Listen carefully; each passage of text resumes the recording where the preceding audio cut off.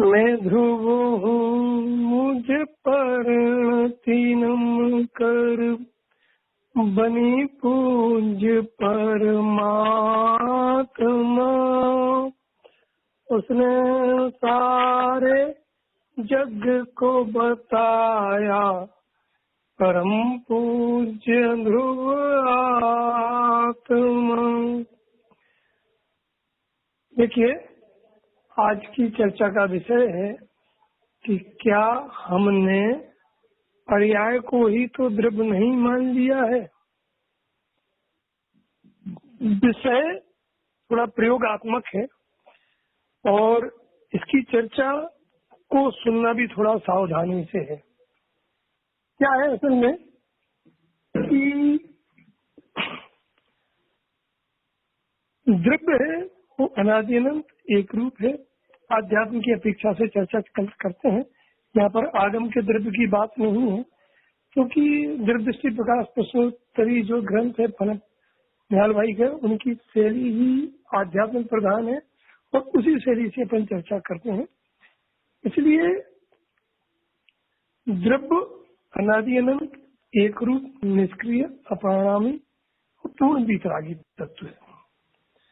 लेकिन ऐसे सहज तत्व के वर्तमान में मौजूद होने पर भी उसको मात्र शक्ति अपेक्षा से स्वीकार करना, परोक्ष रूप में स्वीकार करना, अपने से भिन्न स्वीकार करना और अपने को एन केन प्रकार जितनी भी तरह की पर्याय की चर्चाएं आगम में आती हैं, उनमें से किसी न किसी पर्याय रूप ही अपने को वेदना, मानना, अनुभवना, घोषणा करना, समझना, ये भूल चलती रहती है। आज हम सबसे पहले बिल्कुल सिद्धांत प्रवेशिका के हिसाब से द्रव्य गुणों पर्याय की परिभाषाओं को इसलिए समझेंगे कि हमें हमारी भूल समझ में आ सके। द्रव्य की परिभाषा गुरु गोपाल दास जी बरैया ने तो इतनी सी लिखी और अपने स्वर्णगढ़ से प्रकाशित जो सिद्धांत प्रवेशिका उसमें भी लिखी है कि गुणों के समूह को द्रव्य कहते हैं। हम आप सबने पढ़ी, सुनी, समझी और इस पर चर्चा भी की होगी। आज ये देखें कि यदि द्रव्य मात्र गुणों का समूह है तो फिर हमें स्वयं, हम अपने लिए, माने हमें हम गुणों के समूह क्यों नहीं दिखते? हम रागी हैं, द्वेषी हैं, संसारी हैं, शरीर वाले हैं, पुण्य पाप वाले हैं, अल्प ज्ञान वाले हैं, ऐसा क्यों लगता है? माने कि जो गुणों का समूह होता है उसकी स्थापना ही अवगुणों के समूह से करना। मेरे में कितने गुण हैं, मेरे में कितने अवगुण हैं, मेरे में कितनी विकृतियां हैं, यहीं से स्थापना करोगे ना तुम, यहीं से प्रारंभ करोगे अपने को मानना। तो द्रव्य तो ऐसा होता नहीं है नाथ। द्रव्य त्रिकाल एक रूप निष्क्रिय पूर्ण शुद्ध कांचन तत्व है, महावीतरागी तत्व है, सर्वोत्कृष्ट मुक्त तत्व है। यहाँ से स्वीकृति, यहाँ से शुरुआत क्यों नहीं करते हैं? पर्याय के घटाटोप में पर्याय अपेक्षा की बातें सुनते सुनते सुनते सुनते सुनते सुनते हमारे हृदय में पर्याय इतनी अधिक जम चुकी है कि इस पर्याय से भी रहित, इस पर्याय को गुर्जित कहते हैं ना, गौण करो। तो इस पर्याय को गौण करके भी तो कोई वस्तु वर्तमान में मौजूद है, उसको कब हम हाईलाइट करेंगे, उस रूप कब अपने को भेदेंगे? गुण की परिभाषा आती है, जो द्रव्य के भाग संपूर्ण भागों संपूर्ण अवस्थाओं में पाए जाए उसे गुण कहते हैं। आज हमारा एजेंडे का विषय नहीं है। आज हमारे एजेंडे का विषय द्रव्य और पर्याय दो वस्तु में है, और पर्याय कहते हैं गुणों के परिणाम को। वैसे देखा जाए तो पर्याय के दो भेद हैं। अब गुणों का परिणाम में कुल दो भागों में आचार्यों ने पर्याय को बांटा है, एक अर्थ पर्याय, एक व्यंजन पर्याय। तो व्यंजन पर्याय तो प्रत्येक शब्द गुण का कार्य है और व्यंजन पर्याय संसार मोक्ष का कारण नहीं होती है। अभी देखिए, मैंने करीब 50% पर्यायों की चर्चा को गौण कर दिया गया है। तो मनुष्य देवो त्रेंचो नारकीय, चाहे असमान जाति पर्याय हो, चाहे असमान जाति पर्याय रूप शरीर में रहने वाला उसी के आकार रूप जो आत्मा है, उसका वह आकार विशेष संसार और मोक्ष का कारण नहीं होता है। यदि कोई आकार विशेष मोक्ष का कारण हो और कोई आकार विशेष संसार का कारण हो, तो फिर जब तक वो आकार रहेगा तब तक या तो संसार रहेगा, तब तक या नहीं तो उससे मुक्त हो जाएगा। जबकि प्रदेशत्व गुण से कोई लेना देना नहीं है सुख दुख का या संसार मोक्ष का। अब रही अर्थ पर्याय की बात, तो प्रदेशत्व गुण के अलावा जितनी भी पर्याय होती हैं वो सभी की सभी पर्याय का विभाव वर्णन संसार का कारण है, स्वभाव वर्णन मोक्ष मार्ग का कारण है, तो मोक्ष का कारण भी कह सकते हैं अपन लोग। अब ये देखना है, पूज्य गुरुदेव श्री ने अपने प्रवचनों में अनेक बार लिया है कि आत्मा के अधिक से अधिक 21 गुण के अलावा बाकी गुणों में तो स्वभाव रूप वर्णन हो रहा है, सहज रूप वर्णन हो रहा है, सामान्य वर्णन हो रहा है। उनका वर्णन संसार मोक्ष का कारण नहीं है। यदि उनका सहज वर्णन, सामान्य वर्णन, शुद्ध वर्णन मोक्ष का कारण होता तो अनादिकाल से हो रहा है, हमें मोक्ष क्यों नहीं हो गया? और उनका वर्णन संसार का कारण होता तो वो वर्णन तो सिद्ध में भी चालू है, जैसा अभी हम और आप में है। 21 गुणों के अलावा अनंत गुणों की बात करते हैं हम, तो फिर हमें मोक्ष हो जाना चाहिए। सिद्धों में भी चालू है तो सिद्धों ही संसार होना चाहिए। इसलिए अब रही मात्र 21 गुण की चर्चा। 21 गुण के लिए हमने एक PDF फाइल बनाई थी, आप लोगों को भेजी थी, नहीं भेजी तो आज भेज देंगे। आप उसमें से पढ़ना, समझना कि 21 गुणों में भी कितने विकार की संभावना है। आज का मूल विषय तो ये है, इस पे हम और आप सबको अपना ध्यान केंद्रित करना है कि हम द्रव्य होने के बाद में भी अपने को पर्याय रूप क्यों मांग रहे हैं, अर्थात पर्याय को ही द्रव्य क्यों मांग रहे हैं। तो सबसे स्थूलता से चर्चा प्रारंभ करते हैं असमान जाति पर्याय की। जब दो विजाति द्रव्यों को मिलकर के कोई एक संज्ञा दी जाती है उसे असमान जाति पर्याय कहते हैं। तो अनंत पुद्गल परमाणुओं के पिंड बंधानुरूप एक अवस्था जिसे शरीर कहा जाता है, उसी में रहने वाली आत्मा, इन दोनों को मिलाकर के जो मनुष्य देव त्रिनेत्र नारकी इस टाइप की पर्याय की चर्चा की जाती है उन्हें असमान जाति पर्याय कहते हैं। और हम तो इसी को ही अपना मान रहे हैं, सर यही में हूँ, इतने ही में हूँ, अमुक उम्र मेरी है, अमुक वर्ष का मैं हो गया हूँ। क्या हो गया है भैया? तुम्हें अपनी सोच द्रव्य की ओर से क्यों नहीं उठाते हो कि मैं अनादि अनंत हूँ, मैं जन्मने मरने वाला नहीं हूँ, सिद्ध स्वान सदा पद मेरे। तो सिद्धों के पास यदि कोई विभाव नहीं है, शरीर नहीं है, तो मेरे पास विभाव शरीर कहाँ से आया? ये तो पड़ोस में आके कोई बैठ जाए, जैसे कि मान के चलो कोई आदमी हो, उसके पड़ोस में आके कोई गधा बैठ जाए तो वो व्यक्ति गधा हो जाता है क्या? तो पड़ोस में बैठा है। जैसे हमारी आत्मा के पड़ोस में पुद्गल परमाणु का एक पिंड रूप अवस्था बैठी है, तो उस रूप मनुष्य थोड़ी हम हो गए ना। लेकिन ना जाने क्यों हम अपने को द्रव्य मानने का, देखो भैया विकल्प में तो मानो, कम से कम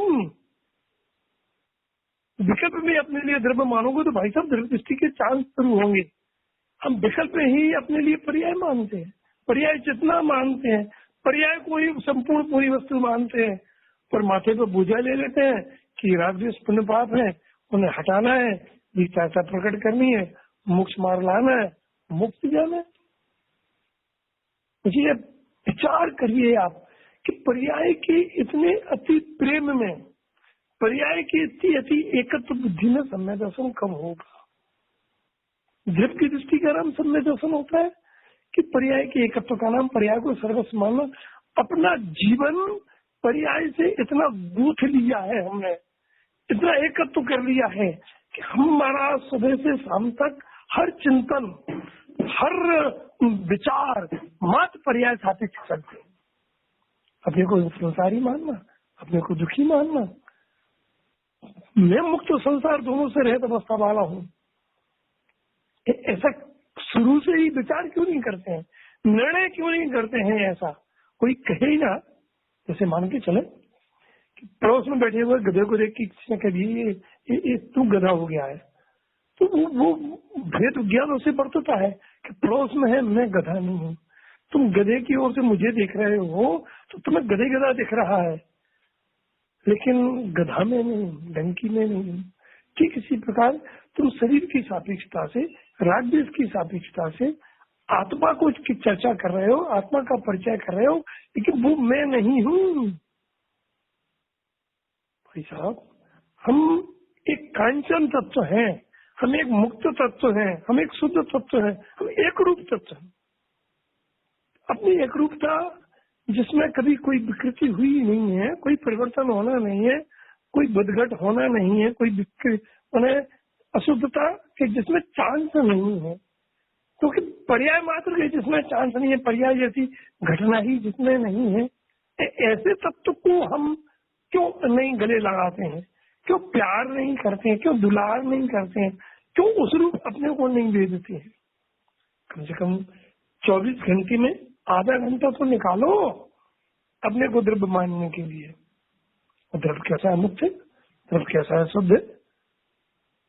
320 का था जैसे आचार्य की टीका और परमात्म प्रकाश की आउटसाइड का था, जो निर्दिष्ट प्रकाश के दूसरे अध्याय में छापी है, गुरुदेव श्री का प्रवचन बटूवर जैसा।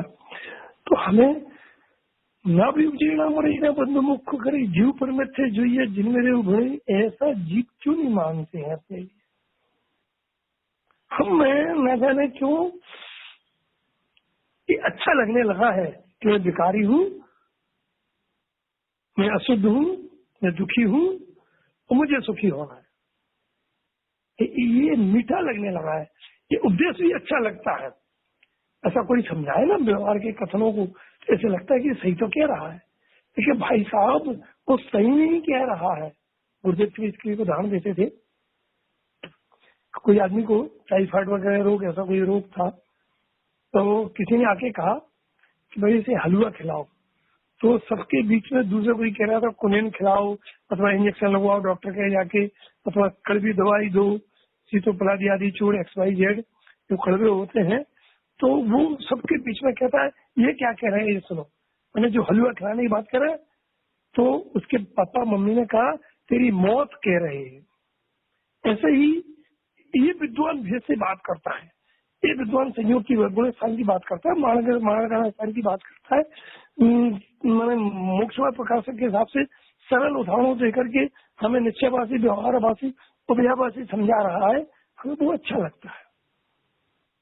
अर्थात ज्ञानी कहते हैं तुम्हारी मौत कह रहे हैं, तुम्हारी अनादि से पर्याय दृष्टि तो थी, पर्याय को द्रव्य मानते रहे थे, और ऐसा उपदेश मिलने पर तुम्हें उसी की और पुष्टि उसी का रस आया। तो देखो ये क्या कहते, देखो क्या कहते, भैया तेरी मौत कह रहे हैं, तेरे को द्रव्य से दूर रख रहे हैं, तू द्रव्य में कब आएगा, अपने को द्रव्य रूप कब मानेगा ना? क्या हो गया है भैया, क्या हो गया है?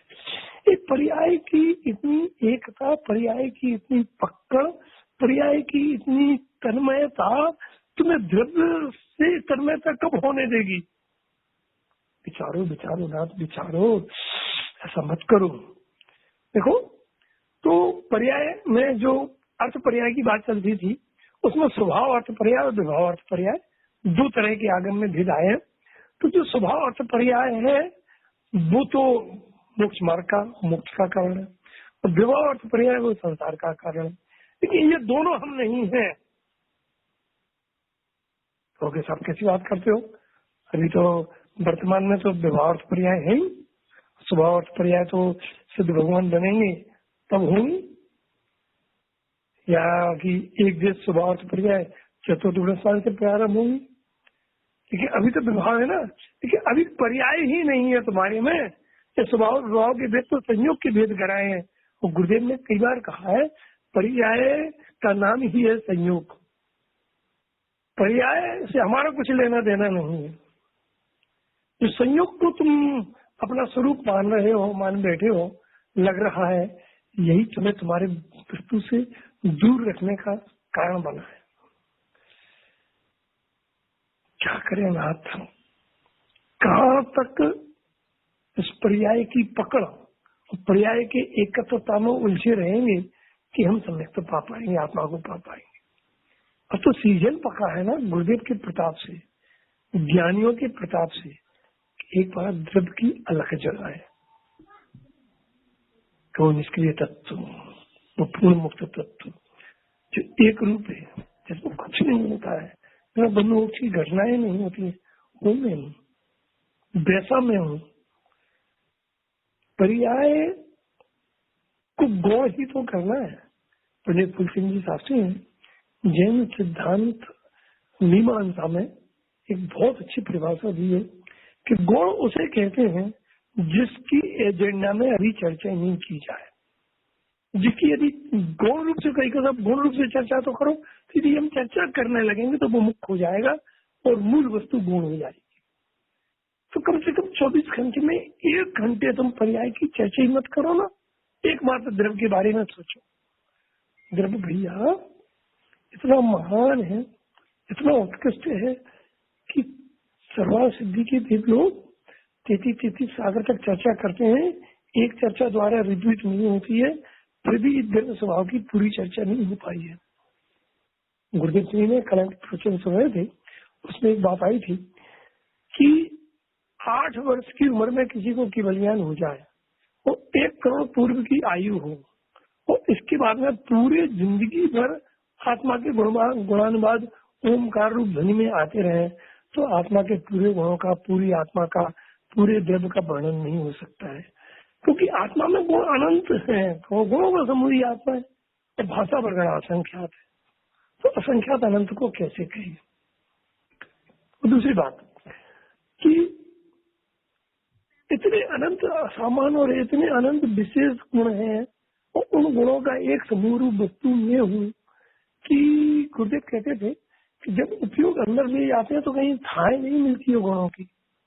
इतने अनंत गुण है, इतनी जैसे कोई मान के चलो कि इंडिया वालों ने अटल टनल बनाई है जो 9 किलोमीटर, वो तो 9 किलोमीटर लंबी है, लेकिन एकाएक कोई जाए ना 2-4 किलोमीटर तक तो मिलती रहेगी बोई बोई बोई, अंदर अंदर अंदर अंदर अंदर, कहाँ खत्म होगी। ऐसे ही उपयोग जब अंदर जाता है ना, तो द्रव्य के कहीं थाई नहीं मिलती है कि गुण खत्म हो चुके हैं, या कि प्रदेश खत्म हो चुके हैं, कि या कि सामर्थ्य शक्तियां खत्म हो चुकी हैं, बस पूरा जान लिया है। नहीं भैया, केवली भी अपनी वाणी द्वारा पूरे हमारा वर्णन नहीं कर सके, खुद का वर्णन नहीं कर सके, द्रव्य इतना महान है। महान तत्व की महानता को स्वीकार करे और पर्याय की एकत्वता को छोड़ना है। देखो 2-4 पॉइंट आपको बताएं, अच्छे हैं। यहाँ पर जो कारण शुद्ध पर्याय की चर्चा है वो नहीं समझ लेना, कारण शुद्ध पर्याय तो द्रव्य ही है। यहाँ पर पर्याय का अर्थ है, एक तो असमान जाति पर्याय को भी पर्याय समझना, एक अर्थ पर्याय और व्यंजन पर्याय को पर्याय समझना।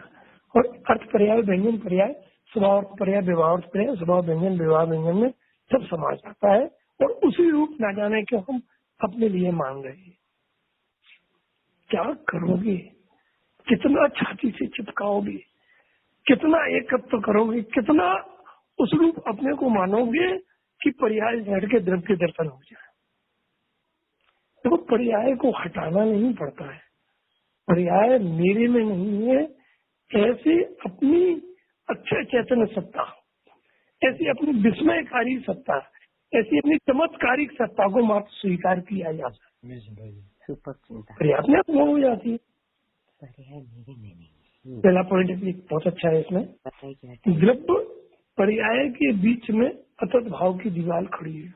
गुरुदेव श्री कई बार कहते हैं, जिसमें जिसका अतत भाव है उन्हें आ माने नहीं, तद माने हुए, भाव माने स्वरूप, कि पर्याय का जो स्वरूप है वो द्रव्य का नहीं है, और द्रव्य का जो स्वरूप है वो पर्याय का नहीं है, इसका नाम अतत भाव है।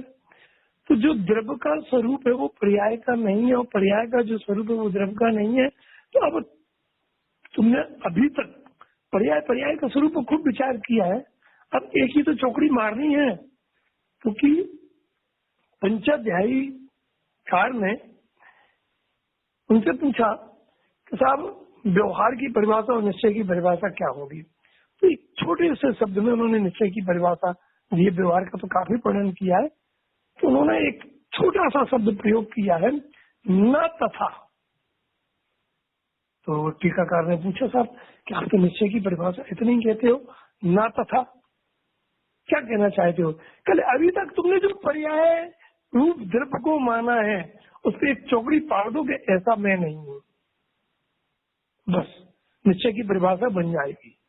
अर्थात अभी तक आप अपने बारे में जो कुछ सोचते रहे हैं, जो मानते रहे हैं, जो कहते रहे हैं, जो सुनते रहे हैं और जिसकी पुष्टि करते रहे हैं, आज पंचाध्यायी कार के हिसाब से उसको चौकड़ी लगाना है कि ना तथा ऐसा मैं नहीं हूं।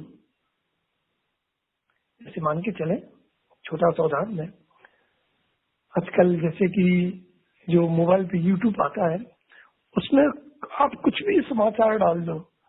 जैसे इमरान खान को किसी ने 11 गोली मार दी, कोई कहता अमिताभ बच्चन मर गया है, कोई कहता उस पर राफेल ने चढ़ाई कर दी है। तो ऐसा जो कुछ भी वो कहता है, वो हमारे मित्र से बात हुई, वो कहते भाई साहब ये यूट्यूब की 99% बात गलत होती है, उसे तो यूट्यूब से पैसे कमाना है, कुछ भी लग सकता है। ऐसे ही व्यवहार में को संसार कमाना है तो वो तो कुछ भी कह सकता है। उसे तो पता है कि हम व्यवहार से जितनी चर्चा करेंगे पर्याय की, वो जो जीत उस रूप अपने को मानेगा उस संसार में बढ़ेगा। बस उसे संसार की इनकम होती है व्यवहार के कथनों से, पर्याय को अपना मानने से। इसलिए निश्चय कहता है तथा कि जो कुछ है कह रहा है वैसा नहीं हो।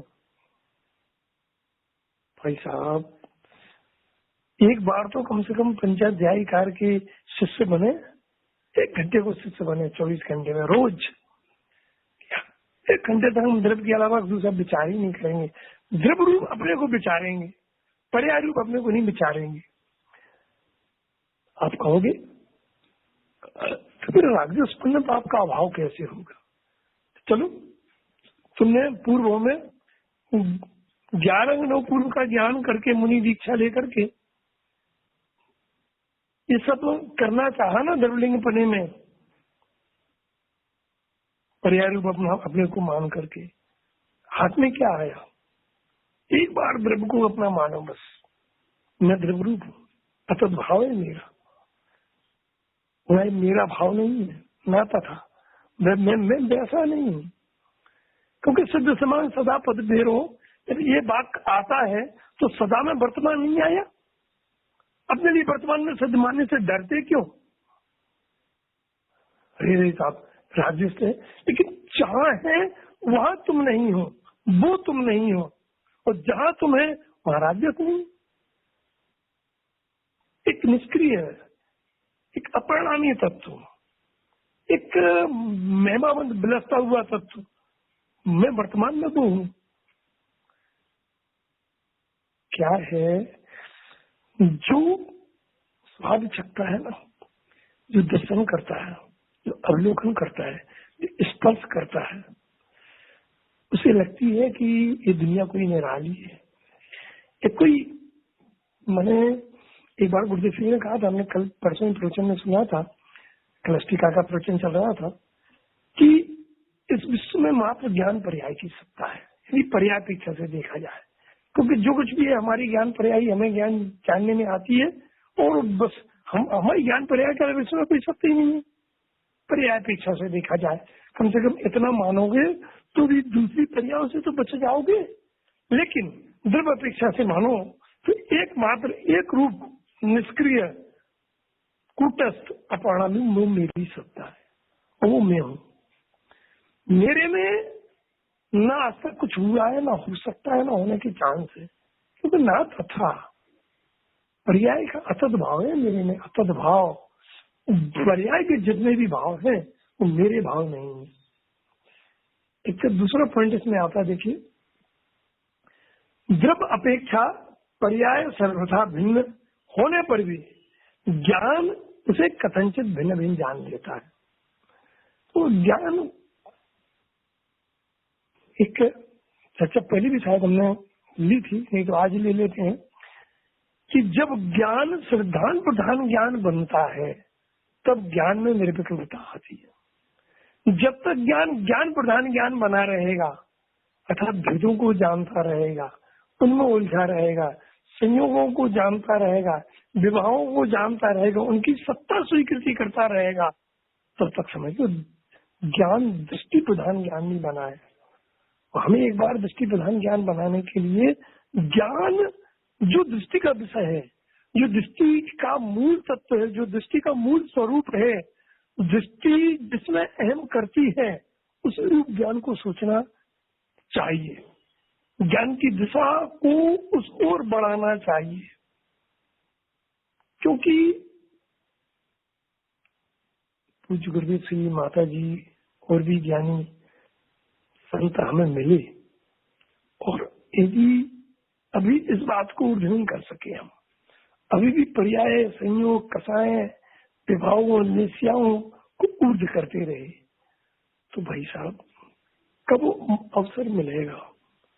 ऐसे ही तो हम समूसों से लौट के आ गए, वहां भी इन किन प्रकार पर्याय की पकड़ बनी रही, उसे ही द्रव्य मानते रहे, उसे ही अपना रूप मानते रहे।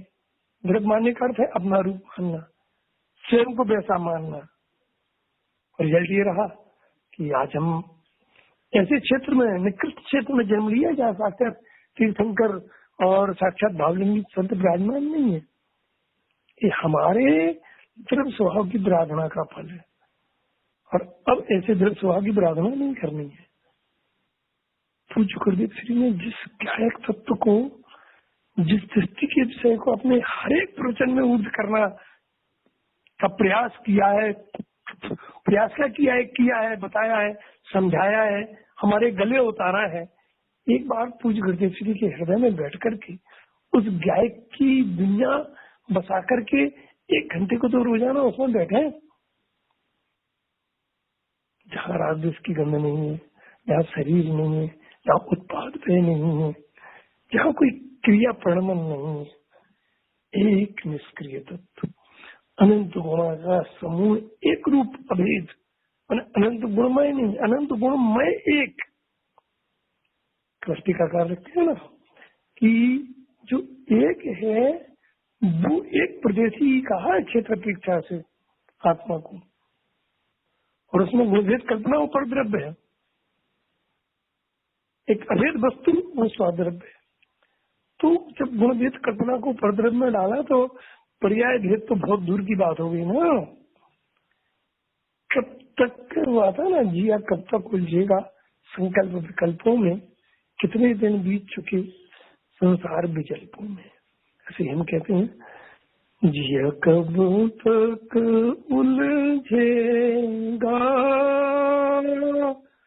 पर्याय विकल्पों में, इतने भव बीत चुके पर्याय अपना मानने में, द्रव्य को तो जाना नहीं, माना पहचाना नहीं, इसलिए दुख मिले अनगिनते जन्मों में, अनगिनते कल्पों में। क्यों माने? जिस रूप अपने को मानने से अनंत जन्म, अनंत कल्प काल तक अनंत दुख मिले, उन्हीं को निमंत्रण देना है क्या? भैया क्या कहें, पाप को पाप तो दुनिया कहती है, लेकिन गुण भेद और पर्याय भेद को पाप कोई बिरले जीव कहते हैं, क्योंकि जो शुरू से प्रतीत करे उसे पाप, छोटी सी परिभाषा है। तो हमें द्रव्य की दृष्टि से जो विमुख कर दे, पर्याय की दृष्टि करा दे, तो पर्याय को ही पूरा अपना जीवन द्रव्य मानना शुरू कर दे, इसका नाम तो पाप है। कब तक ऐसे पाप चलते रहेंगे? पहले इस पाप को पाप महसूस करो, मात्र सुनो समझो नहीं। जैसे परस्त्री का सेवन, चोरी, झूठ, हिंसा हमें पाप लगते हैं, ये मिथ्या तो पाप नहीं लगता है। पर्याय की एकत्र बुद्धि, पर्याय को सर्वस्व मानना, अपने को संसारी मानना, ये पाप नहीं लगता है, ये अपराध नहीं लगता है। तो मुक्त हो या संसारी, संसार अवस्था नहीं है, हम मना नहीं करते हैं, लेकिन मेरे में नहीं है। कहानी इतनी सी है। क्या हो गया भैया, सुनो सुनो सुनो। द्रव्य अपेक्षा पर्याय सर्वथा भिन्न होने पर भी ज्ञान से भिन्न और अभिन्न दोनों जानता है। देखना, ध्यान देना जरा। हम ज्ञान अपेक्षा से, पर्याय से अभिन्नता को तो स्वीकार करते हैं, लेकिन ज्ञान उसे दृष्टि प्रदान की अपेक्षा से भिन्न भी तो जानता है सर्व पर्याय को, तो वो ऊर्ध क्यों नहीं करते हैं? ज्ञान अकेला अभिन्न ही जानता हो ऐसा नहीं है, भिन्न भिन्न जानता है। तो उसमें तो थोड़ी टाइम के 60 मिनट 45 मिनट तो निकाले भिन्नता के लिए कि पर्याय माप से रहे अपने एक तरखाली वस्तु। तो जब वो दोनों जानता है ना, तो दोनों स्तरों को तो स्वीकार करें, तो मुख्य गुण अपने हाथ में। इसलिए फूलचंद शास्त्री लिखते थे कि जिसकी अभी चर्चा नहीं की जा उसका नाम गौण होता है, अभी चर्चा की जा तो मुख्य हो जाएगा। तो अभी 1 घंटे अपने को पर्याय की चर्चा नहीं करनी, क्योंकि वो मैं हुई नहीं ना, मैं जो हूं उसकी चर्चा करनी है। तीसरा पॉइंट देखिए, पर्याय को भिन्न जानना है, पर्याय को हटाना नहीं है, नष्ट नहीं करना है, मिटाना नहीं है, उसका प्रोडक्शन उत्पाद व बंद नहीं करना है। मतलब भाव शक्ति, अभाव शक्ति, अभाव भाव शक्ति, भाव भाव शक्ति, भाव भाव शक्तियां, ये सब खत्म हो जाएंगी। ये सारी की सारी शक्तियों का सीधा सीधा संबंध पर्याय से है। इसलिए पर्याय को पर्याय में रहने दो, अपने में मत मिलाओ, अपने में सत्ता स्थापित मत करो। पर्याय नहीं है।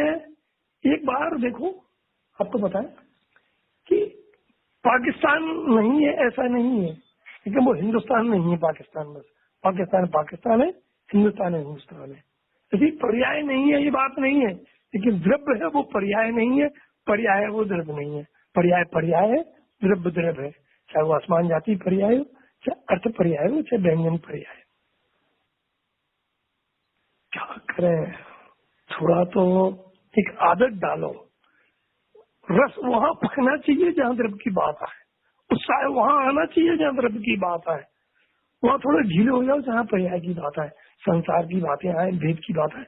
एक तो भेदा पर्याय कहा है, निश्चय की परिभाषा दिया है ना तथा, और व्यवहार की परिभाषा दे दी है पंचाध्यायी 4 में, भेदा पर्याय कि द्रव्य में जितने तरह के भेद करोगे तुम, चाहे गुण भेद हो, चाहे प्रदेश भेद हो, चाहे उत्पाद व्यय जैसे भेद हो, वो सब व्यवहार के विषय में जाएंगे, वो सब पर्यायार्थिक के विषय में जाएंगे।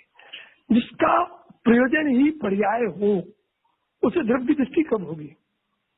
पर्यायार्थिक है ना, और द्रव्यार्थिक न्याय को जिसका प्रयोजन ही द्रव्य हो, तो द्रव्यार्थिक न्याय संकल्पात्मक निर्णय में हमें द्रव्य दृष्टि के चालीस है। पर्यायार्थिक न्याय की ऊर्जता, एकत्वता, ममत्वता, वर्तमान रूप, अपने को उसको उसी रूप ही स्वीकार करने से द्रव्य दृष्टि के चांस कब रहेंगे? खूब विचार करो, खूब निर्णय करो। देखो, हमें अपने लिए ही उपदेश देना है, अब समय आ चुका है। हम आपको दें और आप हमें दें, ये समय नहीं रहा है। समय बहुत कम है अपने पास, इसलिए हम अपने लिए उपदेश दें, एक कांत में बैठ के समझाएं कि बोलो रमेश, अपने लिए द्रव्य मानना है कि पर्याय? कितना पर्याय मानेंगे? कौन सी पर्याय मानोगे? जिस पर्याय को तुम अपना मूल द्रव्य मान के बैठे हो ना, वो तो नियम से पलट जाने वाली है, चाहे शुभ संज्ञान वाली हो, चाहे कसाय वाली हो, चाहे मिथ्यात्व वाली हो। जो नहीं पलटने वाला है, जो नहीं बदलने वाला है, जो निष्क्रिय, जो एक रूप है, तुम हो ना। और तुम तो ऐसे वर्तमान में जैसे सिद्ध में रहने वाले हो। अब सोच लो जरा, सिद्ध भगवान अपने लिए कैसा मानते? एक प्रश्न आया था कि सिद्ध भगवान श्रद्धालय से वापिस क्यों नहीं आते हैं? तो उत्तर दिया चाहिए, श्रद्धा का जोर है। एक ज्ञान का जोर हो, चारित्र का जोर क्यों नहीं कहा? सुना जरा ध्यान से। वहां तो चारित्र यथाख्यात प्रकट हो चुका है, ज्ञान भी केवल ज्ञान हो गया है, लेकिन ऐसा जोर क्यों नहीं दिया है? ये श्रद्धा का जोर है कि सिद्ध भगवान लौट के नहीं आते हैं, अर्थात वो अपने लिए निष्क्रिय परमात्मा मानते हैं। अर्थात सिद्ध बनने की शुरुआत श्रद्धा के जोर से होती है। वो जोर इतना चलता रहता है सारी अनंत काल तक कि वो लौट के नहीं आती। तो जो सिद्ध दशा के बाद में जिसके जोर के दम पे सिद्ध भगवान संसार में नहीं आते, वो जोर अभी क्यों नहीं लगाए हम? अभी क्यों नहीं समझे कि हम द्रव्य हैं? हे नाथ, हे नाथ, हे नाथ। आगे पॉइंट एक और है, देखिए अपन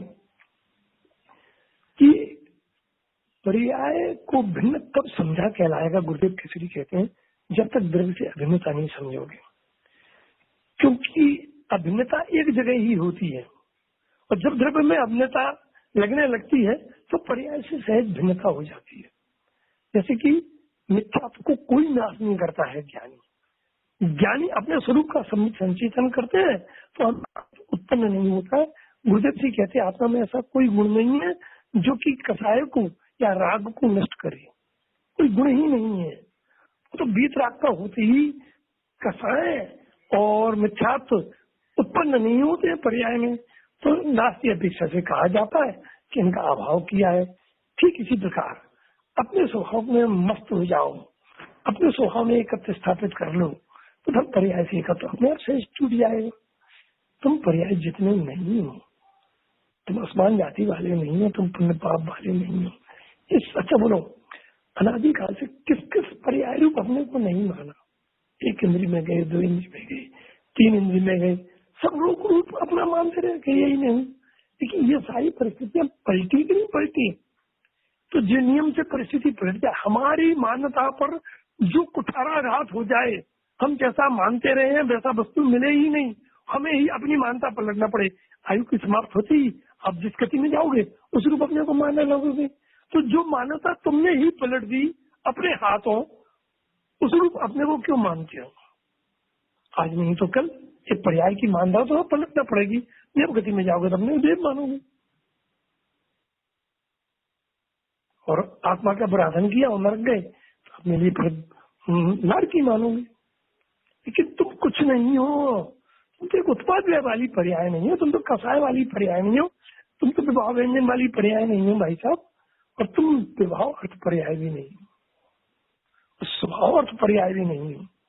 तुम तो इन सबसे रहित एक चेतन तत्व, कांचन तत्व, सिद्ध जिस दम पे, जिस श्रद्धा की दम पे सिद्ध भगवान लौट के नहीं आते हैं, वो श्रद्धा की दम क्या होगी, वो कैसा होगा श्रद्धे। आखिरी पॉइंट देखिए इसमें कि अभिन्नता समझे बिना भिन्नता कभी भाषित नहीं हो सकती है। द्रव्य से एकत्व करना नहीं है, और जब द्रव्य से एकत्व होता तो पर्याय से एकत्व सहज टूट जाता है। पर्याय से एकत्व तोड़ना नहीं है, पर्याय में एकत्व माना है। कोई भी व्यक्ति, कोई भी आत्मार्थी पर्याय से एकत्व तोड़ने के पीछे डंडी लेके पड़े तो भाई साहब पर्याय में ही एकत्व रहेगा। क्योंकि जिससे एकत्व तोड़ना है याद तो उसी को कर रहे हो ना, हमें ऐसे एकत्व तोड़ना है, हमें ऐसे एकत्व तोड़ना नहीं। जिससे तुम्हारा अनादि से एकत्व है, एकत्व व्यक्त आत्मा को दर्शाएंगे ना। प्रारंभ की गाथों में कुन में प्रतिज्ञा ली है कि जो श्वास एकत्व पर से विभक्त है, तो ऐसे ही हमें अपने अनंत गुणों से एकत्वमय हूं मैं, और निष्क्रिय हूं मैं, एक रूप हूं मैं, बीतरागी हूं मैं, ऐसा अपने लिए माने, ऐसा निर्णय करे तो काम बनेगा। अर्थात की पर्याय में भी निर्मलता आएगी, मोक्ष मार्ग का उद्घाटन होगा। इतनी चर्चा करने के बाद हम आपको समय देते हैं, इसमें से कुछ पूछना हो तो पूछो। 40 मिनट हुआ है, 45 मिनट या 50 मिनट होंगे, तो 5-10 मिनट है। आप किसी को कुछ पूछना हो तो पूछ सकते हैं। हाँ, किसी को कुछ कहना है सवाल से? हाँ पंडित जी, बहुत ही अच्छी चर्चा की, क्योंकि हम हमेशा पर्याय में ही, पर्याय बुद्धि हमारी चलती है, तो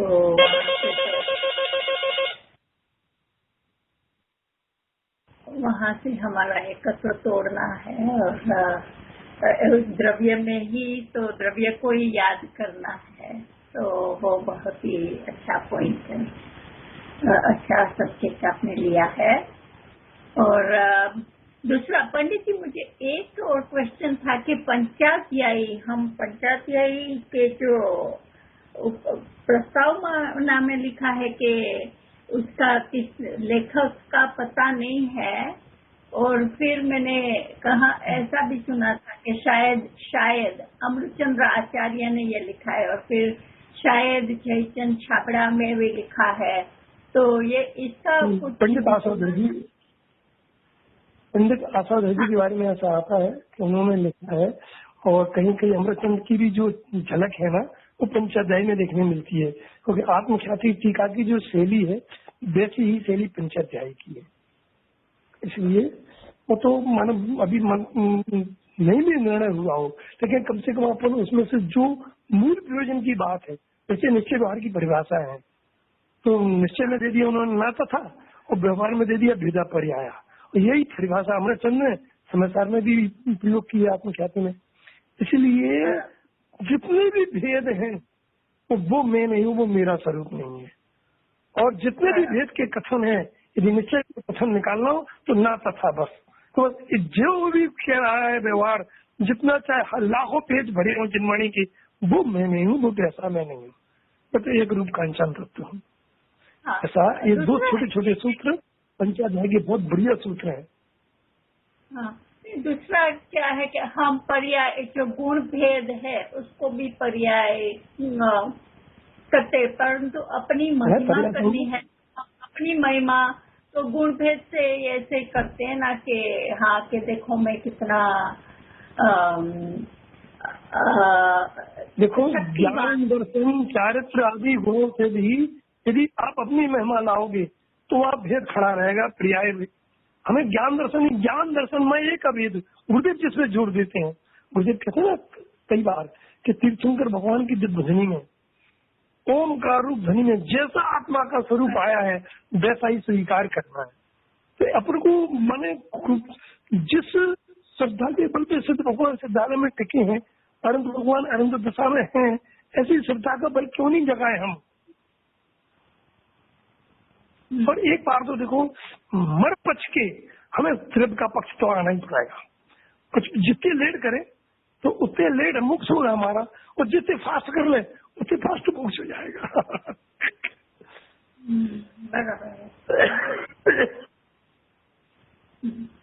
और किसी का कुछ है नहीं तो फिर